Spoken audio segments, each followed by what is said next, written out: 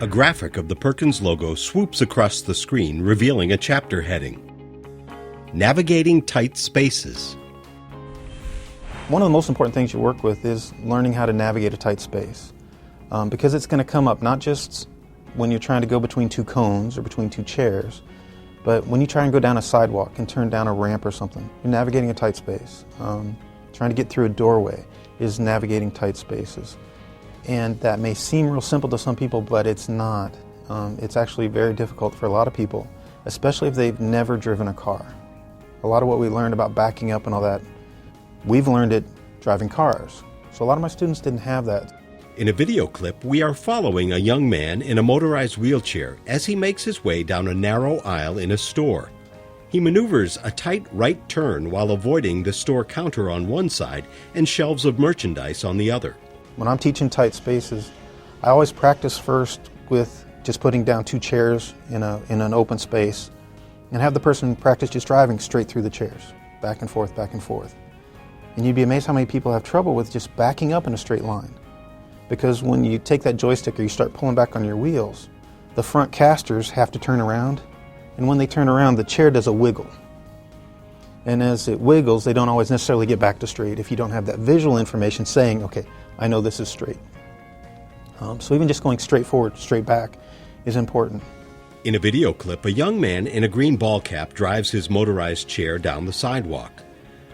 On his right is a fence, and on his left is a car which is parked with its wheels on the sidewalk. He must keep his chair very straight to avoid hitting either the car or the fence as he passes between them. So even just going forward and backwards through two chairs is an important place to start. Then I usually have them start turning through the chairs. Going forward, pulling up to it, and then turning left to go through the chairs, let's say, or right to go through the chairs. Most people have a hard time making that turn without either hitting the chair on the far side or the chair on the near side. And that's very important. I have a bad reputation at the center for having the door frames be torn up because of my students trying to go in and out of the doorways. So we found that it's much easier on the training center to start by doing it between two chairs. And pulling forward through is the first step. But then you also have to be able to back through those openings. In a photograph, we see a young man in a blue sweatshirt in a motorized wheelchair attempting to exit a small office. Without enough space to turn around, he is shown backing out of the office. A lot of places you get into, you're going to get into it in the chair. And it's going to be tight enough that you don't have room to turn around to back out. Had a student go into a library. Was going down the aisles of the library, got to a pillar. There wasn't room to turn around, so she had to back out of the aisles. Same student went to a bank. She took the ramp up to the bank, got to the top of the ramp, there's a big, huge pillar.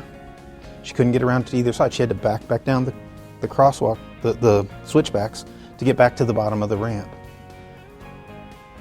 She called me up after she did that. This was long after she graduated. She called back up. Yeah, she called me back up and said, "Scott, I thought you were crazy when you made me back all around the training center, but now I understand why." And it's just real important that they get that and they get it down pat so that they're, again, not having to think about that. Which way do I go? That they can worry about the environment and not falling off the curb or whatever, wherever it is they need to go. Fade to black.